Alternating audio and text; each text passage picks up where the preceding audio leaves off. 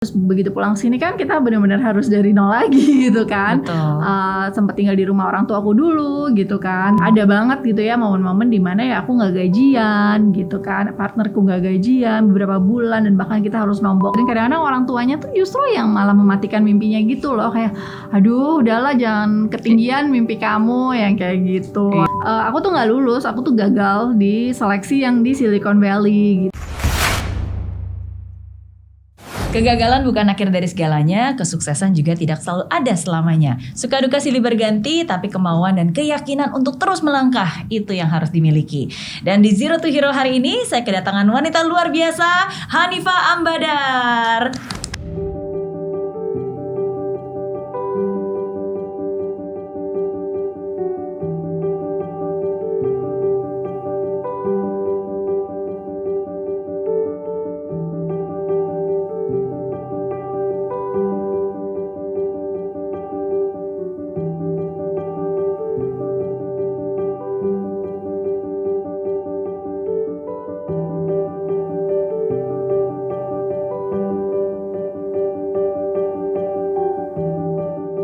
Hai Mbak Hani. Hai Mary, apa kabar? Kabar baik, apa kabar? Aku kabar baik juga. Wow, udah lama loh kita gak ketemu. Asli, udah berapa tahun ya? Waktu itu terakhir kita di event bareng, karena memang kebetulan ada acara bareng untuk produk tertentu. Kita dinner ya waktu itu. Yes, masih ingat ya? Menteng masih ingat, tapi gak ingat itu tahun berapa ya? Gak ingat, kayaknya sih kalau pandemi aja udah 1 tahun lebih, berarti itu mungkin sekitar 3 atau 4 tahun yang lalu. Oke, kamu gak berubah sama sekali. Mbak Hanifah juga. Dan tapi Mbak Hanifah ini aku ngeliat, wah emang selalu stylish ya. Aduh. Semua matching nih, maskernya abu-abu, kardigannya abu-abu, tasnya abu-abu, sepatunya saya intip juga tadi abu-abu loh. Emang selalu begitu ya? Ya enggak, maksudnya kayaknya tuh tahun terakhir kan kita sering di rumah kan. Terus ketika kita mau pergi kayak aduh seneng banget gitu ada kesempatan buat keluar rumah, jadi di matching-matchingin deh semua yang nggak pernah dipakai, ini harus dipakai nih kayaknya daripada nanti lumutan kan. Oke, tapi itulah mungkin kalau buat perempuan ya sometimes definitely looks is matters ya. Walaupun it's not the important things ya, tapi definitely when you look good you feel good. Yes, and when you feel good you looks good as well. Yes.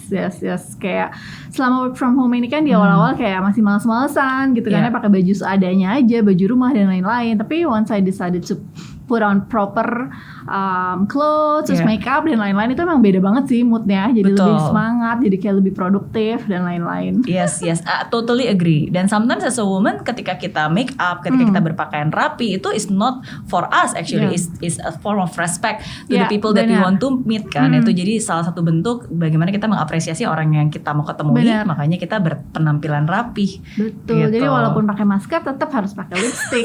Oh iya, ini juga. Bener ya, bener. Jadi di balik masker kita ada lipstick di sana. Oke, yes. Tapi talking about female entrepreneur, pasti selalu dekat dengan Mbak Hanifah. You are the owner and the founder of Female Dailies. Yes. Berawal dari sebuah blog sampai akhirnya sekarang menjadi Female Dailies yang juga beranak pinak ya. Banyak lagi. Ceritain dulu dong, bagaimana awalnya dari sebuah blog akhirnya bisa menjadi sebuah startup Female Dailies. Oke, ini panjang banget nih ceritanya. Secara mulainya juga udah lama banget kan sebenarnya. Jadi sekarang Female Daily adalah Female Daily Network, an online beauty destination yang ada media, ada community platform, review and recommendation, ada juga kita punya beauty expo yang besar banget, hampir kayaknya tuh terbesar ini sih Southeast Asia bisa dibilang gitu. Terakhir kita bikin event itu audiensnya sekitar 26,000 gitu. Dan tahun lalu harusnya di Jakarta X Beauty. Harusnya tahun lalu nih kita bikin yang lebih besar lagi di JCC, tapi karena pandemi semuanya harus berhenti dan stop dulu gitu. Terus akhirnya kita juga punya e-commerce sekarang di Female Daily, bisa belanja beauty products curated by Female Daily editors. Terus ada Mommy's Daily juga yang lebih ke mommy's parenting, family side of women. Terus juga ada Girls Beyond. Kalau Girls Beyond itu lebih untuk anak muda. Jadi kita pengen empowering anak-anak muda untuk mau nih punya mimpi, berani berambisi gitu, berani berkarya dan lain-lain. Berarti anak muda tuh umurnya berapa sampai berapa Kayak tuh dari range-nya? SMA sampai 25, 27 gitulah Oke. gitu. Tapi sebenarnya ya semuanya bisa juga baca dan ngerasakan manfaat konten-konten Girls Beyond. Berarti umbrella utamanya Female Daily Network, Ya. ya karena anything about female ada di situ. Tapi ada beberapa yang lebih segmented ya, jadi buat Iya. mamis, buat ternyata buat girl, apa namanya? Iya, buat Girls Beyond gitu. Girls Jadi kita Beyond. pengen ada di semua tahapan kehidupan perempuan gitu. Oke. Nah, itu Female Daily sekarang ya, Female Daily Network. Ya dulunya itu dimulai dari sebuah blog aja. Tahun gitu. berapa waktu itu? 2005. Ini kayaknya apa namanya penontonnya Mary Riana masih baru apa tuh TK atau Waduh, enggak juga sih. Enggak juga ya. Karena penontonnya Mary Riana ada yang seumuran kayak saya juga kayaknya ya. Oke, Iya, beragam iya. banget ya. Betul. 2005. Berarti waktu itu masih di Amerika. 2005, iya, aku masih Oke. kuliah waktu itu, kuliah S2 di Amerika. Jadi biasa ya kalau perempuan kan lagi di luar negeri, teman-temannya di sini pasti nanyain kayak abis belanja apa sih yang lucu, cari tas ini dong yang kayak gitu-gitu. Terus ya zaman Kosmetik dulu lah, baju lah. iya semuanya yang lagi tren tuh apa, yang lagi diskon apa. Nah, zaman dulu belum ada WhatsApp kan ya, Mer. Belum iya. ada Instagram gitu, nggak bisa live shopping di Instastory gitu. Terus aku pikir ya daripada aku emailin semuanya satu-satu, mendingan aku bikin aja deh jadi sebuah blog gitu. Jadi Oke. sekali nulis beberapa teman aku tuh kok baca semua gitu. Iya, iya. Ya udah akhirnya bermula dari situ aku rajin nulis blog, sharing tentang fashion, tentang beauty gitu. Oke. Kebetulan aku juga waktu itu pernah kerja di retail company. Mhm. Jadi kayak punya insider gitu, insider info. Terus setelah dijalanin tuh iseng-iseng ngeblog selama 2 tahun, ternyata berkembang terus. Jadi pembacanya makin lama makin banyak. Terus akhirnya aku juga melihat gitu ya, kalau di Amerika dulu dunia perblogingan itu memang lama-lama udah bisa jadi profesional gitu, udah hampir disetarakan dengan media. Jadi kayak banyak blogger-blogger yang diundang ke event misalnya, Oke. dikirimin barang, diajak kerjasama gitu. Terus aku pikir kayak di Indonesia bakalan seperti itu juga nih gitu, beberapa tahun ke depan. Jadi ini kayak bisa nih kalau diseriusin gitu. Akhirnya aku percantik, aku makeover gitu ya, kayak domainnya aku bikin yang lebih profesional, tulisannya juga diperbarui, kayak foto-fotonya pakai kamera yang lebih canggih gitu. Oke. Pokoknya apapun yang bisa aku improve gitu. Terus aku Layoutnya dibikin lebih bagus lah. layoutnya, Oke. lebih sedikit lebih profesional. Terus akhirnya aku juga bikin forum. Jadi aku ngeliat nih banyak banget pembaca yang komen di setiap artikel. Kayaknya mereka udah butuh wadah untuk mereka bisa lebih ngobrol lebih panjang lagi gitu. Akhirnya aku bikin forumnya. Nah setelah ada forumnya itu emang berkembang banget cepat gitu. Oke, Akhirnya ada sebuah digital agency yang tertarik buat mengiklankan kliennya di situ gitu. Padahal aku masih di sana dan ini kan sesuatu yang dijalanin secara ini aja ya, secara Senggang waktu ya. senggang gitu ya, sebagai hobi, tapi ternyata Iya. udah bisa menghasilkan. Berarti pas kalau aku pulang nanti bisa nih aku Oke. seriusin. Berarti waktu itu bikinnya kan pas lagi memang di Amerika ya, tapi blognya itu writingnya in Indonesian, bahasa Indonesia Nah, atau campur-campur sih Campur-campur. dulu. Campur-campur aja gitu sekeluarnya. Kalau dibaca nih sekarang ya agak malu juga sih, ampun nulisnya berantakan banget gitu. masih ya. ada, masih bisa kelihatan Masih archive-nya. ada kontennya dari 2005 di bulan Februari, aku ingat banget pertama kali nulis gitu. Wow. Oke. Tapi berarti forumnya tapi mostly yang visit ke sana memang orang Indonesia. Orang Indonesia ya kan, berawal dari teman-temanku kan, Betul, mereka betul. cerita ke teman kantor dan lain-lain, ya udah akhirnya menyebar. Oke, gitu. terus berarti yang digital agency yang tertarik untuk mengiklankan itu dari Indonesia. Dari Indonesia. Oh, oke, Heeh, wow. jadi karena yang ngelihat audiensnya yang ada di situ kan orang-orang Indonesia dan perempuan gitu kan. Jadi itu targeted banget lah gitu zaman dulu. Abis nggak ada tempat lain juga kan buat Benar. mereka beriklan secara digital kan. Benar, gitu. benar. Dan belum ada forum-forum yang seperti itu yang Belum. specifically target for Iya. women untuk mereka bisa cerita, untuk tanya rekomendasi, untuk Iya. bisa komen di situ. Iya, Oke. jadi ya pas aku pulang di 2008, ya udah aku nggak cari-cari kerja kantoran gitu, memang memutuskan untuk membesarkan Female Daily. Sekarang deh. Sampai hari ini. Sampai Oke. hari ini. Tapi kan kamu, maksudnya Mbak Hanif di Amerika kan udah 10 tahunan ya berarti Iya, kan? waktu itu 10 tahun. 10 tahun. Terus ketika pertama kali balik ke Indonesia, what's the biggest difference yang adjustment yang paling sulit pada saat itu? Adjustmentnya ya, pertama aku nggak kenal siapa-siapa, ya kan. Maksudnya dulu tuh temen cuma ya teman dari TK, SD, SMP kan juga nggak terlalu keep in touch ya, karena aku pindah-pindah. Terus juga ya zaman dulu mau keep in touchnya gimana gitu kan. Kan belum ada WhatsApp, belum ada ini. Betul.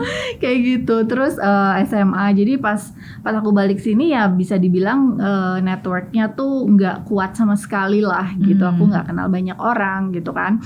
Terus juga jadi aku benar-benar harus memulai itu dari nol gitu. Apalagi Female Daily pada saat itu kan digital sesuatu yang baru ya. Itu agak susah sih sebenarnya buat meyakinkan brand untuk beriklan misalnya di Female Daily. Kayak pas kita kasih rate card misalnya harganya segini buat pasang banner gitu. Terus mereka kayak hah? Emang mesti bayar ya gitu. Kan kayak nggak ada produksinya gitu ya. Beda sama majalah yang memang ada ongkos printing dan lain-lain gitu. Kalau ini kan nggak ada. Emang nggak bisa dibarter produk aja yang gitu-gitu. Jadi di awal tuh perjuangan untuk meyakinkan kliennya lumayan sih gitu. Iya, karena mereka belum bisa melihat value sebesar yang sekarang dibuat dan diberikan oleh platform-platform digital. Iya benar. Terus juga waktu itu kan aku sama suamiku, terus anak aku udah 2 gitu ya waktu itu. Pas di Amerika kan kita lumayan hidup enak lah ya, living the American dream gitu. Ada rumah gitu, terus ada mobil, kerjaan suamiku juga secure dan lain-lain gitu. Terus begitu pulang sini kan kita benar-benar harus dari nol lagi gitu kan. Sempat tinggal di rumah orang tua aku dulu gitu kan. Terus ya dulu kan pas balik juga nggak langsung ada mobil gitu-gitulah pokoknya. Dan anakku tuh kayak, Mami kita di sini kita di sini jadi susah ya gitu. Terus ya karena anak-anak kan juga udah terbiasa di sana. Anak-anak lahir di sana. Dia lahir di sana juga gitu. Jadi di situ aku bertekad ya memang di Jakarta tuh keras ya gitu. Untuk hidup enak tuh memang butuh kerja keras gitu. Jadi ya dari situ juga terus kan baru nyadar ya sekolah tuh ternyata mahal banget gitu di sini. Apalagi sekolah yang dimauin gitu. Jadi ya udah di situ langsung bertekad ya memang harus maksudnya memang mau fokus membesarkan Female Daily dan memang harus bisa besar gitu ya, harus bisa maju terus gitu. Memastikan bahwa keputusan untuk balik ke Indonesia adalah keputusan yang benar dan tepat, bukan hanya untuk diri sendiri tapi juga untuk keluarga, anak, suami dan the bigger visions ya. Setuju. Karena aku juga ngelihatnya kayak kan kadang-kadang kita suka bingung ya, apakah kita membuat keputusan yang benar atau enggak gitu. Jadi kalau buat aku ya you have to make that decision and make that right gitu kan. Jadi kayak apapun caranya lo harus bikin kalau keputusan itu adalah keputusan yang benar gitu kan. We will make sure that the decision is right, is the right decisions ya. Benar, itu kan tergantung apa yang kita lakukan setelah mengambil keputusan itu kan. Betul. Iya itu setuju sih, itu mungkin satu hal yang saya juga sangat setuju banget ya. Because sometimes ya sama lah untuk bisa berpindah negara. Walaupun Mbak Hanif lebih jauh sebenarnya dari Amerika Barat ke balik. Kalau saya kan dari Singapura sini paling cuma 1,5-2 jam, tapi it's still a decision. And sometimes a lot of people mereka berpikir is this a right decisions or not? Udah gitu. Enak gitu ya di sana. Bener dan mereka questioning kan, is it the right decisions or not? Ya menurut saya sih ya nggak perlu dipertanyakan, tapi dipastikan aja. Make sure that it is a right decision. Okay, if it's not right yet, ya make it right gitu. So that there's no regret apapun caranya. Iya. Setuju sih emang.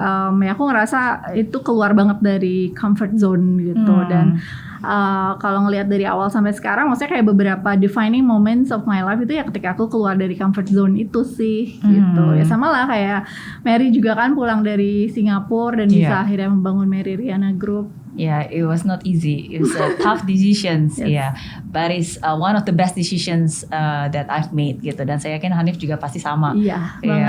Banget. Tapi waktu itu berarti your husband is very supportive dong, kan di sana udah bekerja, udah ada pekerjaan kan di Amerika. Udah ada kerjaan. And then coming back to Indonesia, apa kerja di sini atau bangun? Kerja, dia kerja dulu sih di awal gitu sampai akhirnya 3-4 tahun yang lalu dia juga bikin bisnis sendiri di tech education gitu di Rencanamu. Jadi memang kita berdua tuh passionnya di itu sih kayak education, empowering the next generation gitu-gitu. Nah suamiku sih emang dari dulu tuh dia tahu bahwa eventually kita akan balik ke Indonesia gitu loh, karena ya keluarga juga semuanya di sini gitu kan. Terus setelah kita jalanin ya ternyata kehidupan di sana tuh lumayan monoton sih di Amerika. Monoton banget gitu, kayak ya udah pergi ke kantor dengan maksudnya stabil banget lah gitu kerjaannya, terus ya udah pulang terus predictable banget gitu semuanya dan ngebosenin. Jadi waktu itu suamiku kayak bikin timeline dan dia kan waktu itu mau sekolah S2 juga. Jadi setelah dia sekolah S2-nya selesai kita akan balik gitu ke Indonesia. Jadi ya udah begitu dia selesai bulan Mei, Agustusnya kita pulang ke Indonesia. Gitu. Oke. Berarti balik ke Indonesia tahun 2008. Ya. 2008 sampai hari ini. Yes. Oke. Dalam proses membangun Female Dailies itu pasti banyak ups and down, khususnya di awal. I'm very sure. Ada nggak momen dimana waktu itu Mbak Hanif merasa kayak almost giving up atau kayaknya aduh ini I know I have to make it right but why is it so difficult gitu and almost give up itu apa? Kayaknya kalau almost give up tuh nggak ada ya, tapi memang masa-masa susah yang lebih challenging tuh pastinya ada. Cuma kenapa nggak pernah give up ya karena ini adalah sesuatu dari awal tuh aku udah tahu bahwa ini tuh long term gitu loh, kayak finish line-nya tuh ya emang masih belum kelihatan gitu dan nggak tahu apa, yang penting kita selalu berkembang gitu. Jadi nggak pernah ngerasa udah mentok, udah nih nggak bisa ngapa-ngapain lagi gitu, karena pasti ada sesuatu yang bisa kita lakukan untuk ngelewatin challenge itu. Dan kayak di setiap challenge kita tuh pasti sebenarnya kita udah dipersiapkan gak sih dari challenge sebelumnya yang memang kecil-kecil, makin lama memang makin besar, tapi ya kitanya sendiri juga udah makin pinter gitu ya, makin tough dan lain-lain gitu. Jadi aku sendiri kayak nggak takut, nggak terlalu maksudnya nggak terlalu fokus di challenge-nya itu sendiri, tapi ya lebih fokus ke nyari solusinya sih gitu. Kalau di awal apa ya, karena kita tuh media business ya, media business model gitu kan, cash flow-nya lumayan berat. Gitu. Jadi misalnya kita ada campaign dengan satu brand, campaignnya buat 6 bulan nih gitu, kan kita nggak langsung dibayar kan, sementara kita harus ngeluarin uang apa segala macam. Nanti setelah 6 bulan itu selesai, baru kita bisa kirim invoice gitu, kirim invoice dan invoice-nya baru dibayar. Walaupun TOP-nya 30 hari, tapi kan kadang-kadang 3 bulan ya gitu. Iya betul. Terus udah gitu kita juga harus bayar pajaknya dan lain-lain gitu. Jadi secara cash flow tuh berat gitu. Ada banget gitu ya momen-momen dimana ya aku gak gajian gitu kan, partnerku gak gajian beberapa bulan, dan bahkan kita harus nombokin tuh ada banget gitu. Ya cuma kita tahu memang that's part of the process ya gitu, dan kita harus improving the system gitu, gimana ya supaya ini tuh tidak terjadi lagi gitu, gimana kita bisa mengatur cash flow, bisa ngatur invoice dan lain-lain gitu, biar hal-hal seperti ini tuh tidak terjadi gitu.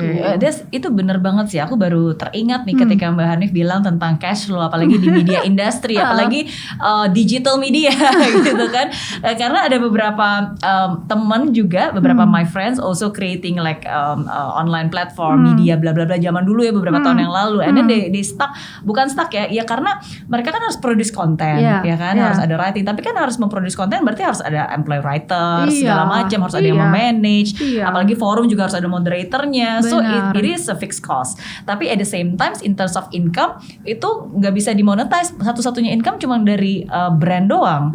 Iya nggak? Maksudnya harus dari advertiser gitu. Sedangkan kan advertiser juga agak susah ya gitu. Nah jadi I think I remember it was the most difficult part is basically yaitu untuk bisa memaintain ini hidup, karena dia yakin ini kedepannya pasti bagus banget. Tapi kan untuk bisa bertahan hidup nafasnya juga harus ada yang bayarin. Kalau pakai uang sendiri mungkin bisa, tapi kan nggak bisa bertahan lama gitu. Jadi itu sih yang akhirnya membuat mati di tengah jalan karena nafasnya nggak bisa panjang. Benar. Gitu. Apalagi kan kadang-kadang kalau brand kan kita juga nggak dealing sama brandnya langsung ya, mereka punya agency, ada agensinya masing-masing gitu. Jadi banyak lah rantainya gitu yang nggak bisa langsung diselesaikan secara cepat gitu. Jadi ya itulah salah satu challenge-nya. Dan aku sih juga dulu tuh udah lumayan nyadar ya, mungkin karena baca buku dan lain-lain, jadi kayak udah bisa manage ekspektasi bahwa ini tuh tidak seindah, tidak seromantis yang dibayangkan gitu. Dan aku juga dulu nyadar ternyata dengan berkembangnya bisnis tuh bukan berarti kita jadi bisa lebih santai ya. Gitu. Dulu kan mikirnya itu mitos. Kita bisa mulai bisnis bisa lebih punya banyak waktu, lebih santai, lebih banyak uang. Enggak juga sih, apalagi di awal. Jadi dulu mikirnya misalnya pas di awal aku masih nulis artikel sendiri, kayak enaknya nanti kalau udah ada tim editor bisa mereka yang nulis gitu. Tapi ternyata setelah ada tim editor kan berarti kita juga timnya makin besar, payroll-nya juga makin besar kan gitu. Terus targetnya ya pasti juga kita maunya makin besar dong, masa tiap tahun segitu-segitu aja gitu. Jadi semakin besar perusahaan ya makin banyak divisi, makin banyak yang diurus, makin banyak targetnya juga makin besar challenge-nya sih. Gitu. Jadi udah bisa manage expectation di situ. Oke. Then what is the turning point? What was the turning point yang akhirnya yang kayak tadi mungkin Mbak Hanif bilang sempat nggak digaji lah, ngomongin uang sendiri sampai akhirnya udah lumayan bisa overcome and then like udah mulai bisa bernafas. Jadi itu lebih ke memang fine tuning bisnisnya gitu ya. Kalau dulu tuh Female Daily pengennya kita bisa jadi sebuah media yang memang untuk perempuan dengan dari segala usia dan segala aspek kehidupannya perempuan lah misalnya. Kayak misalnya dulu tuh selain Female Daily kita juga ada kan Fashionist Daily. Kita ada kerjasama dengan Closet Daily yang lebih untuk foto OTD yang kayak gitu-gitu. Terus juga ada Travelers Daily. Untuk travel. Banyak ya? Kita ada Pops Daily yang lebih untuk kayak gosip-gosip selebriti. Terus waktu itu in the pipeline juga mau ada kayak Wedding Daily lah atau Hijab Daily kayak gitu-gitu loh. Jadi kayak banyak banget. Dulu sih ngerasanya kayak keren banget ya. Dan emang untuk memulai itu kan gampang ya. Basically bikin sebuah website, media, konten tuh kan hari ini juga bisa gitu. Betul. Dan pemikirannya kan is a one stop for everything gitu kan. Terus tapi ya it's easy to start tapi untuk maintain dan eksekusi dengan baik itu kan susah gitu. Sampai akhirnya aku tuh ketemu sama sebuah organisasi namanya Endeavor Entrepreneurs. It's a global entrepreneurship program gitu. Mereka punya cabangnya di Indonesia. Nah dari situ aku ketemukanlah dengan mentor-mentor di Indonesia dan juga di seluruh network dunia lah gitu yang kira-kira ngerti banget dengan bisnis aku gitu. Nah aku ikut kayak seleksinya, local selection panel, terus ikut yang international juga di Silicon Valley. Nah di sana banyak dapat feedback lah gitu. Yang intinya ya kan kalau orang-orang di Silicon Valley kan mereka kayak udah hidup di dunia digital tuh lebih lama ya dari kita gitu. Jadi kayak udah tahu arahnya tuh mau kemana. Jadi menurut mereka tuh Female Daily saat itu terlalu lebar gitu ya, terlalu nggak fokus gitu. Menurut kita fokus di perempuan gitu, tapi ternyata nggak bisa. Nggak bisa begitu gitu. Perempuan juga ya masih bisa di slice and dice lagi gitu kan. Dan dengan kita sangat lebar ininya, have too much on our plate, kita tuh jadi susah untuk mikirin monetisasi yang lebih lebih dalam kali ya, lebih beragam lah gitu intinya. Jadi kayak dulu masih ya seputar apa sih, banner, sponsor post, video yang kayak gitu-gitu aja gitu. Nah akhirnya kita tuh disuruh pilih kayak sebenarnya what's your strength sih, what's your passion, what's your strength, dan selama ini apa sih yang bikin kalian menang gitu ya, maksudnya unique selling point-nya tuh apa dibanding orang-orang lain gitu, bisnis-bisnis lain. Dan setelah kita lihat datanya ya memang yang paling kuat di Female Daily itu adalah beauty. Gitu. Jadi kita memutuskan untuk tutup semua tuh daily yang lain. Kita cuma pertahanin waktu itu Mommy's Daily aja. Jadi Mommy's Daily waktu itu udah ada ya? Udah ada. Cuma kita percaya maksudnya ini masih sangat-sangat berpotensi lah gitu. Jadi kita keep tuh Mommy's Daily. Nah akhirnya kita cuma keep satu si Female Daily dan fokusnya di beauty. Kalau dulu tuh masih ada beauty dan masih ada sedikit tentang fashion, tentang lifestyle lah gitu. Tapi kita cuma mau fokus di beauty karena dilihat dari datanya beauty tuh has so much conversation gitu kan. Kalau misalnya kita perlu beli serum atau apa sih kita kan Google dulu kan ya, cari dulu gitu, tuh harganya mahal dan it's something you put on your skin, jadi takut kan nanti bermasalah dan lain-lain. Sedangkan kalau kayak baju kan ya udah kita ke mall, kita lihat satu toko yang lucu ya, dicobain harganya pas ya udah beli gitu. Kita nggak Google blazer apa gitu kan. Dan fashion changes so much every 2 weeks pasti ada koleksi baru. Sedangkan beauty tuh developmentnya kan lama. Jadi kalau kita cari suatu produk dari puluhan tahun yang lalu juga masih ada gitu sampai sekarang. Jadi kita ngelihatnya memang untuk beauty tuh lebih banyak conversation dan proses researchnya tuh lebih panjang. Jadi kayak media nih lebih banget diperlukan gitu. Dan untuk beauty juga bisa banyak banget kan ininya, eventnya, beauty workshop, makeup class, skincare workshop, apalah, rambut, hair and nails gitu tuh banyak banget. Ya kan? Iya, akhirnya ya udah dengan kita fokus di beauty, kita bukan cuma media sekedar review, tapi kita bisa bangun platform yang lebih terstruktur gitu, which is si beauty review platform. Jadi di situ misalnya kita lihat satu produk, kita bisa lihat reviewnya nih dari 1.000 orang, dan di situ kita bisa filter lagi 1.000 orang nih siapa aja sih. Aku cuma mau lihat yang kulitnya sama nih sama aku gitu, misalnya kayak oily skin, dry skin, itu semua bisa difilter. Jadi review yang kita lihat di situ bisa benar-benar berdasarkan yang memang tipenya kita. Iya, sesuai dengan beauty profile kita. Nah, yang detail-detail kayak gitu tuh nggak akan kepikiran kalau sebelumnya kita punya berbagai macam media. Sampai akhirnya kita bisa bikin Beauty Expo itu, Jakarta X Beauty, Surabaya X Beauty, dan tahun lalu mau bikin Medan X Beauty. Tahun berapa berarti mulai memfokuskan ke beauty female di beauty itu di 2015. Oke. Berarti mungkin pas kita ketemu itu dikit-dikit kali ya. Kita lupa sih ketemu tahun berapa, harus dicek fotonya dulu. Dicek di Instagram. Harus dicek di Instagram. Oke. Seperti itu itu benar sih ya. Sometimes kadang-kadang kita berpikir bahwa kita udah bener nih, udah fokus kok ya kan.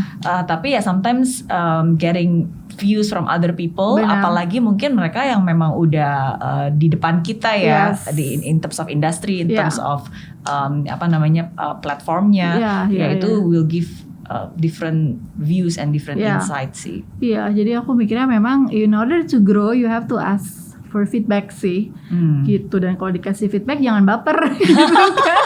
Kebayang kalau aku dulu di Silicon Valley terus baper gitu ya, terus nggak mau dengerin dan udah ngerasa pilihan aku itu udah yang paling baik, ya pasti nggak tahu aku sekarang seperti apa gitu, dan female lead seperti apa. And that's hard, that's very hard, because karena kan kita kan selalu berpikir bahwa ini kan idenya saya yang paling tahu, orang saya melahirkan idenya kan, ya kan, maksudnya you don't know, it's my baby gitu kan. Sometimes kadang-kadang kita akan berpikir seperti itu, bener nggak? Iya, bener banget. Then how do you keep the balance between that open mind, dalam arti kan kamu yang maksudnya Mbak Hanif yang melahirkan, Mbak Hanif yang punya idenya, Mbak Hanif yang juga tahu kan sebenarnya ke depannya mau seperti apa. Sedangkan kan orang luar memang mereka ada masukan, tapi kan at the end of the day sometimes they don't really know the 100% of your grand plan gitu. So how do you balance between antara mendengarkan dia dan mengikuti masukannya and then with masih tetap believe, keras kepala sama keras hati. Nah itu beda tipis tapi efeknya beda nih. Benar. Apalagi waktu itu kan sebenarnya ngasih feedback walaupun dia udah profesional ya, tapi kan dia kan nggak tahu konteksnya ya. Kalau di Indonesia tuh kayak gini. Exactly. Gitu. Jadi kalau aku sih ya maksudnya semua feedback, terutama dari orang-orang yang memang penting atau kayak kredibel lah gitu ya, pasti aku tampung kan.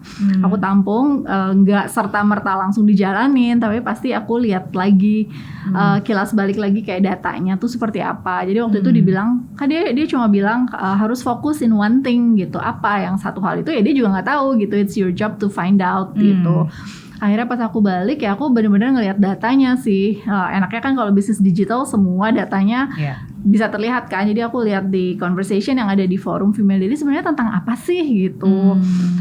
Ternyata memang yang paling banyak tuh tentang beauty. Terus aku lihat lagi kalau dari klien-kliennya Female Daily kebanyakan kliennya dari industri apa.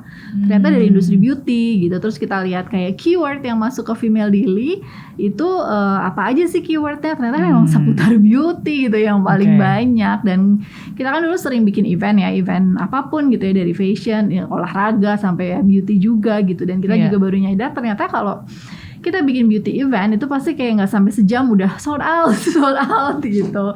Jadi kayak kayak kemana aja selama ini kita nggak mikir. Kok nggak sadar ya? Nggak sadar di depan mata gitu. Akhirnya ya udah karena memang sudah divalidasi juga dengan data gitu. Dan setelah ngelihat ya memang aku lebih passionate di beauty lah, maksudnya daripada di fashion gitu kan. Karena ya memang kayak impactnya juga buat orang tuh lebih ini aja sih, lebih dalam aja gitu ya. Kalau beauty lebih bisa kepake gitu. Akhirnya ya udah kita putuskan untuk pindah haluan gitu, bener-bener fokus di beauty. Jadi aku gitu aja sih, kalau memang dapat feedback ya ditampung dulu, dilihat lagi, look into myself, look into data, tanya-tanya teman dekat dan lain-lain gitu. Kalau ternyata memang feedbacknya valid dan itu bagus buat aku lakukan, why not? Ya udah, why not? Oke, berarti harus rajin. Harus rajin karena bukan cuma dengerin doang, tapi kita harus juga rajin untuk memvalidate, untuk mau cari tahu gitu kan, dan ya itu memvalidasi lah, bikin fokus grup kah, atau nggak nanya ke orang ke, nanya ke customer ke gitu. Nah intinya find evidence to support that idea gitu. Dan kalau memang udah ada datanya, udah tervalidate, ya udah gitu, just give it a shot, test and measure. Iya. Tapi aku lihat emang Mbak Hanif ini memang orangnya suka belajar ya, termasuk juga suka baca buku loh. Hebat bisa recently memang baca buku secara regular setiap hari, setiap minggu. Ya, jadi memang dari dulu, dari kecil tuh senang baca ya. Cuma memang ya kadang-kadang kan gitu ya, life gets in the way gitu. Jadi kayak buku udah lama gak selesai-selesai gitu. Lama-lama akhirnya seperti itu tuh kayak kalau baca kalau lagi di pesawat aja gitu kan. Betul. Biasanya tapi aku ngerasa setiap habis baca buku tuh selalu ada semangat baru gak sih gitu ya. Apalagi aku senang baca buku-buku cerita tentang bisnis, cerita tentang orang membangun bisnis yang emang udah global global business gitu. Jadi setelah baca buku tuh selalu terinspirasi gitu. Akhirnya berapa bulan terakhir ya bikin ini sih, janji dengan diri sendiri harus jadi kalau dulu baca buku ya sesempatnya aja. Kalau sekarang ya memang disempetin gitu, dicari waktunya gitu. Jadi tiap hari kan aku selalu bikin to-do list tuh pasti ada to-do listnya tuh buku, dan itu kayak kira-kira aku bisa baca dari jam berapa sampai jam berapa gitu.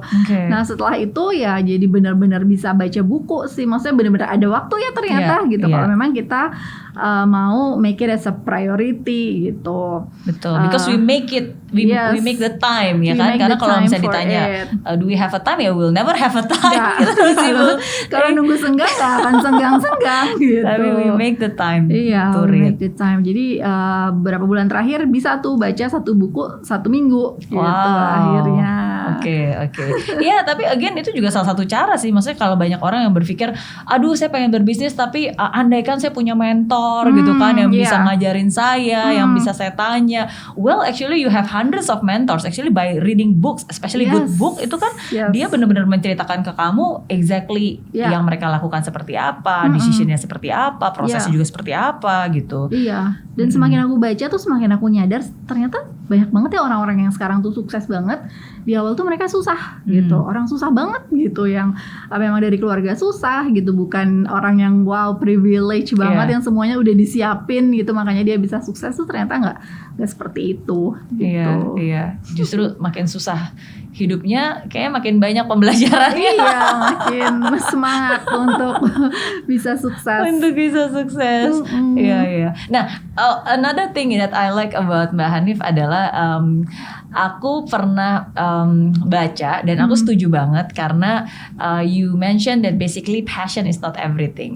It's not just about passion gitu. Dan aku percaya banget, aku setuju banget karena aku kadang-kadang di zaman sekarang ya, apalagi untuk anak-anak milenial, apalagi untuk perempuan, sometimes mereka mendewa-dewakan passion gitu. Seakan-akan kalau nggak punya passion bakal gagal, dan seakan-akan kalau udah punya passion, I'm living my dream. Terus kayak baru kerja 3 bulan terus ngerasa kayak ini bukan passion gue gitu, terus resign. Betul.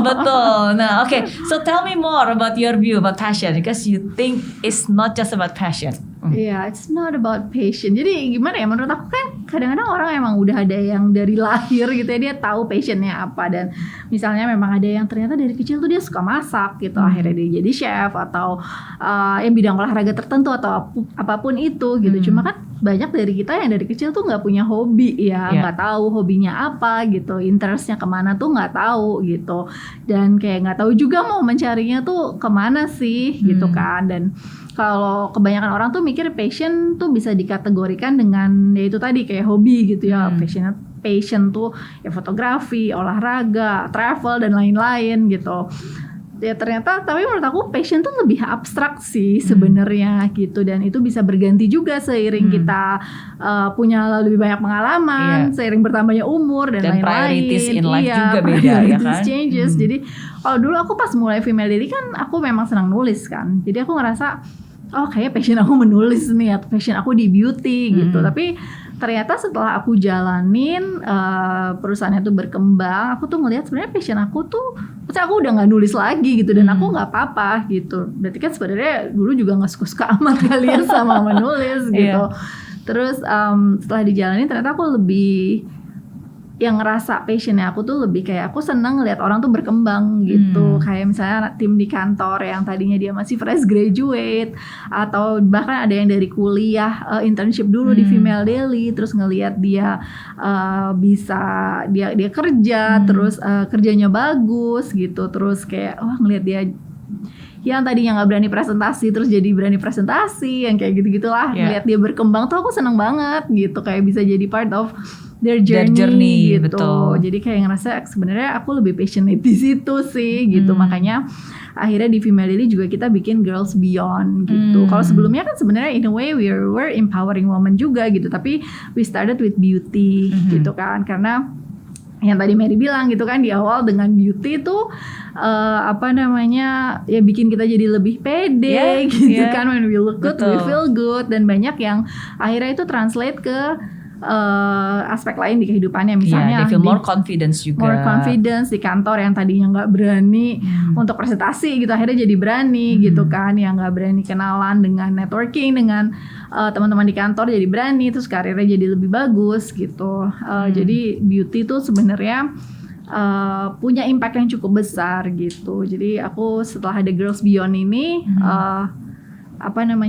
setelah ada Girls Beyond ini aku mikirnya, maksudnya aku jadi realize gitu bahwa ternyata passion aku tuh di situ ya, empowering kayak the next generation. Karena aku tuh sedih banget kalau ngelihat orang tuh nggak berani bermimpi gitu loh, Mer. Sama, betul. Iya, sedih banget. Betul, karena mungkin kalau dari aku sendiri, because I was in that positions before, yang ngerasa bahwa saya nggak punya skill, saya nggak bisa, saya nggak mampu, saya ini apalah gitu kan.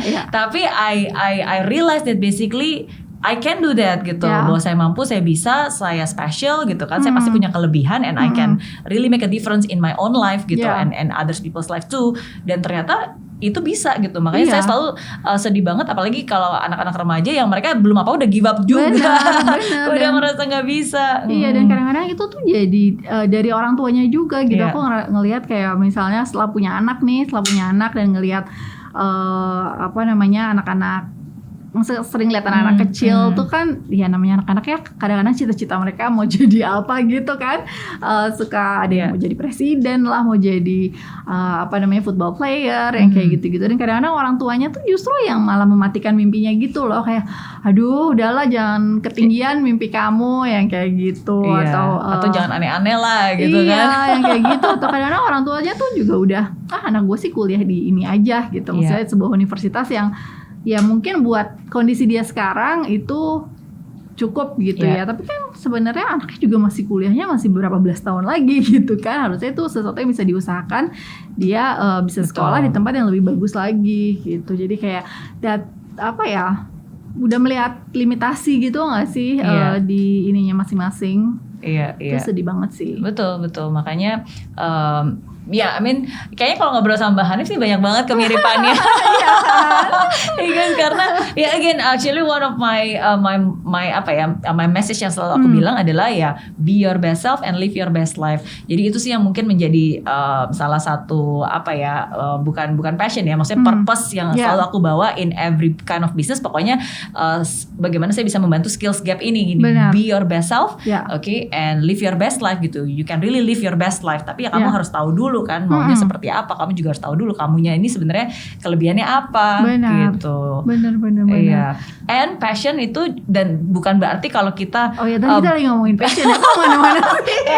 Dan bukan berarti kalau misalnya kita bekerja bukan sesuai dengan passion itu nggak akan sukses, itu is wrong ya, karena in the first time when you work in Gap, bener nggak? Itu nggak tahu tentang passion. I had to make money gitu kan, to survive gitu. Iya, jadi kayak don't think about passion, just do everything passionately, ya nggak sih? Betul. Karena kita nggak tahu, kadang-kadang itu akan mengantarkan kita ke suatu hal yang jadi kita bikin sadar, ternyata ini passion gue tuh ini gitu, yang sebelumnya kita sama sekali nggak kepikiran gitu. Kayak misalnya misalnya kadang-kadang orang ngerasa gue tuh passionnya kok yang kepikiran masak lagi misalnya masak gitu ya, travel misalnya. Travel misalnya kalau tadi masak gitu ya, kayak kita mikirnya kita senang masak, tapi sebenarnya mungkin kita passionnya tuh di entertaining gitu, entertaining people. Dengan kita masak kita senang orang nyobain dan lain-lain gitu. Karena itu kan sebenarnya nggak harus masak juga gitu, nanti bisa bikin restoran sendiri mungkin gitu, atau bikin apalah yang lain yang intinya tuh entertaining gitu, bukan di masaknya. Betul, mungkin banyak orang lebih terkotak-kotakan bahwa passion dan dikotak-kotakan dengan pekerjaan ya. Maksudnya saya suka masak berarti kalau gitu saya jadi koki, padahal enggak juga. Bisa jadi koki, ya bisa sebenarnya kamu punya restorannya as a business ownernya, ya kan, bisa juga kamu investingnya juga gitu. Jadi jangan menyempitkan ini ya potensi. Jangan menyempitkan potensi. Ya, dan jangan hanya mau melakukan yang kita suka doang ya. Bener. Karena kalau kita hanya mau melakukan yang kita suka, itu bukan passion namanya, itu manja. Iya kan? Benar, iya. Kan kita akan lebih baik kalau kita ya melakukan hal-hal baru dan terus mengasah kemampuan diri kan. Yeah, and then you can be successful because it's not just about passion, tapi because you study hard, you work hard, because of your network juga, because you hustle ya, persistency gitu. Okay, so passion is important but it's not everything. Ya, I mean kalau belum kayak ngerasa belum tahu passionnya apa, it's okay, just do whatever in front of you, do it with passion. Gitu. Okay. Nah, dan sekarang ada yang ada in front of you right now is actually project baru nih yang aku baru tahu. Project pandemi. Apa nih project pandemi? Oke, jadi aku mau launching buku. It's not really a book sih, tapi lebih kayak hybrid ya, between book dan juga journal gitu. Ini baru diumumin di sini nih yang di luar Instagram. Apa judul bukunya? Judulnya It Starts With You. It Starts With You. Oke. Iya, karena aku ngerasa semuanya tuh harus mulai dari diri kita sendiri nggak sih gitu. Kita nggak bisa ngarepin orang-orang di sekitar kita, orang tua atau teman-teman dekat atau motivasi dari apalah semua motivasi yang ada di sosial media misalnya, memang itu kayak bikin semangat ya beberapa detik gitu. Tapi setelah itu kita lupa lagi kalau kita sendiri nggak punya that burning desire gitu ya untuk bisa maju gitu. Jadi ya everything starts with you menurut aku. Dan di situ di buku itu aku cerita tentang adalah beberapa perjalanan Female Lily, tapi maksudnya ini bukan lengkap cerita tentang aku gitu, tapi lebih ke framework kali ya Mer ya. Framework gimana menurut aku tuh akan, kalau kita gimana ya ngejelasin. Jadi intinya kadang-kadang tuh kan orang kalau punya mimpi suka ngerasa mimpinya tuh masih abstrak dan nggak tahu gimana merealisasikannya gitu. Jadi aku ajak mereka untuk breakdown semuanya gitu, dari mimpi bisa dikerucutin lagi nih, didetilin lagi menjadi sebuah visi gitu kan, visi hidup gitu. Nah setelah visi itu bisa di breakdown lagi sebenarnya untuk jadi smaller goals gitu kan. Smaller goals apa aja sih yang harus kita lakukan gitu untuk mencapai ke mimpi itu gitu. Jadi kayak aku bantu untuk bikinin kayak mind mapnya gitu loh, apa aja yang harus dilakukan, terus kapan, deadline-nya kapan gitu. Terus di situ juga ada di breakdown ya into smaller actionable steps. Benar. Terus karena kalau terlalu besar kan it's overwhelming gitu. Padahal harusnya ada sesuatu hal kecil yang bisa kita lakukan hari ini untuk bisa mencapai ke mimpi itu. Terus di situ juga aku cerita tentang biasalah beberapa kegagalan gitu kan. How I overcame it gitu. Terus juga ada beberapa activity kayak template yang memang harus dilakukan gitu. Ada quote-quote menarik yang kayak gitu. Jadi ya it's a hybrid antara cerita dan juga template gitu. Harapannya ketika mereka punya mimpi, berani untuk mewujudkan itu, mereka nggak clueless lagi nih gitu, karena ada buku itu yang bisa memberikan guidelines ke depannya. So it's a guided journal book lah. Okay. Just now you mentioned about your failures kan. Tell me more. Just one kegagalan terbesar atau mungkin yang pernah Mbak Hanif alamin. Failures ya. Saya kayaknya orangnya go getter banget nih, kayak nggak pernah gagal gitu. Banyak lah kegagalan, banyak, cuma memang belum ada yang jangan sampai ada gitu yang bikin sampai give up gitu. Kalau dari awal bisnis ya failure itu tuh dulu banyak juga hal-hal kayak misalnya ada tim yang resign gitu, itu dulu aku anggapnya itu failure gitu kan, karena kenapa ya gitu, apa yang salah ya di gue gitu, kenapa dia resign gitu. Aku kayaknya jadi atasannya kayaknya kurang oke ya gitu, kurang bisa membimbing dia dan lain-lain gitu. Jadi itu tuh juga merupakan kegagalan gitu buat aku di zaman dulu gitu. Tapi kalau sekarang sih ngelihatnya ya so normal ya sebenarnya, people come and go gitu kan, karena mungkin memang ada opportunity yang lebih baik juga buat mereka gitu. Dan aku juga udah bisa belajar bahwa ya ternyata sama tim di kantor tuh hubungan kita tuh dekat gitu. Jadi kalau dia juga dapat opportunity lebih baik, aku juga happy gitu buat mereka gitu. Itu salah satu contoh. And sometimes also is a good for both parties ya. Maksudnya it's good for them to get a better opportunity, and it's also a good for us to get maybe perhaps a better replacement who actually more suitable for the job gitu kan. Karena ya at the different stage of the company, sometimes we need different people juga gitu kan. With different skill sets juga kan. Benar. Itu maksudnya itu salah satu contoh kegagalan ya. Terus kegagalan yang lainnya tuh ya banyak sih ya, misalnya kayak gagal pitching gitu, project besar gitu kan. Itu sedih banget gitu. Terus juga gagal jadi gimana ya, kayak misalnya kemarin tahun lalu kan kita juga udah banyak banget nih plan-nya ya kan, mau ya Jakarta X Beauty, Surabaya, Medan dan lain-lain.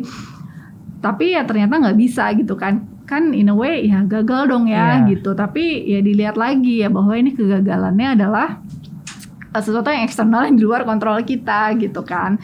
Jadi nggak bisa terlalu down juga kan, atau semua orang juga mengalami masa kesusahan itu kan selama pandemi ini gitu. Terus apalagi ya kegagalan lainnya. Sama kayak tadi yang aku cerita, aku ikutan selection panelnya Endeavor Entrepreneur itu. Aku tuh nggak lulus, aku tuh gagal di seleksi yang di Silicon Valley gitu, karena ya itu menurut mereka bisnisnya masih belum solid dan lain-lain gitu. Terus akhirnya ketika aku pulang dan aku dengerin feedbacknya, aku tahun berikutnya apply lagi di International Selection Panel yang di Istanbul, gitu. Dan di situ aku lolos gitu untuk masuk ke organisasi itu gitu. Jadi ya, itu juga salah satu kegagalan gitu. Jadi banyak sih kegagalan tuh, hampir tiap minggu ada kegagalan kecil tuh pasti ada. Cuma jangan melihatnya sebagai kegagalan sih ya, kali ya. Apa yang selalu kamu katakan kepada diri kamu sendiri untuk membuat kamu lebih semangat lagi? Lebih semangat lagi. Aku tuh selalu ngerasa pokoknya aku selalu sudah dipersiapkan untuk apapun yang ada di depan aku pada tahap ini gitu. Jadi sebelumnya pasti udah mentalnya udah lebih diperkuat gitu kan, fisiknya udah lebih endurance-nya udah lebih terbukti lah gitu. Jadi pasti aku juga bisa melewati yang ini gitu. All is well. Setiap masalah, kalau kita dihadapkan dengan masalah, itu berarti Tuhan juga udah menyiapkan kita dengan solusinya ya. Iya. Dan biasanya memang setiap ada masa-masa berat ya, setelahnya tuh selalu sesuatu yang ini ya, kayak the moment you're about to give up kan biasanya tuh the moment yang bukan sukses ya, tapi intinya kayak keberhasilan, turning point lah ya, atau mungkin maksudnya breakthrough, go to the next level, ujian terakhir lah. Benar. Jadi ya jangan give up. Yes. Itu yang kalau aku nyebutnya the darkest moment. The darkest moment. Karena saat-saat tergelap di hari itulah saat sebelum matahari terbit. Benar. Gitu. Jadi when you are in your darkest moment right now, don't worry, embrace it because soon the sun will rise up gitu. Ya, jadi semangat. Oke. Nah, terakhir nih, berarti kalau dari Mbak Hani sendiri udah banyak banget di buku juga, ya kan? Terus female dailies juga sekarang udah jadi ada Mama Dailies. Ada Girls Beyond juga, ada e-commerce-nya. Terus nanti setelah pandemi berakhir nih pasti udah banyak beauty. Ya. Amin. Oke. Berarti tips atau mungkin pesan dari Mbak Hanif buat semuanya, khususnya para female yang pengen bisa empowered atau be their best self gitu. Apa mungkin pesan dari Mbak Hanif untuk mereka yang juga pengen menjadi girls boss ya seperti Mbak Hanifah? Pertama seperti judul buku aku ya, It Iya. Starts With You gitu. It Starts With You. Jadi jangan menunggu dorongan dari luar, dari apapun itu, semua harus dari dalam diri sendiri. Terus yang kedua menurut aku hidup itu memang harus diperjuangkan untuk menjadi lebih baik gitu kan. Jangan complacent dengan apa yang kita punya sekarang, harus mau gitu untuk mengusahakannya menjadi jauh lebih baik lagi.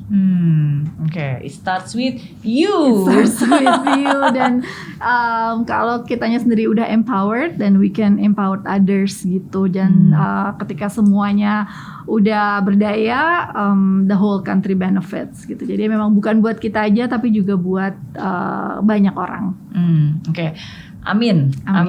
Thank you sekali lagi buat Thank Mbak you for Hanifah yang having udah me. sharing banyak hal. Seneng loh bisa ketemu lagi. I'm Senang. seriously happy. Happy to be here too. Iya, happy to talk to you again. Sukses terus buat bukunya juga. Terima kasih. Dan buat semuanya kalau pengen ngikutin kesehariannya Mbak Hanifah, wah ini harus sering follow Instagramnya nih. Karena ada banyak banget insight-insight yang sangat menarik, pemikiran-pemikirannya dari Mbak Hanifah juga di sana. Apa Instagramnya Mbak Hanifah? Hanski, HANZKYY. Oke, ada channel YouTube nggak? Ada, cuma jarang diupdate. Oh, oke. Tapi ke Instagram aja lebih Ke update Instagram ya. boleh. Oke, thank you sekali lagi. Sukses terus dan semoga apa yang dibagikan hari ini bisa bermanfaat bagi kalian semua. Seperti yang saya selalu bilang, setiap orang punya cerita dan setiap cerita selalu membawa pelajaran berharga. Semoga cerita dari Mbak Hanifah hari ini bisa membawa pembelajaran berharga buat kalian semua yang sedang menontonnya. Oke, tetap semangat apapun yang terjadi. Fight till the end and never give up. Bye.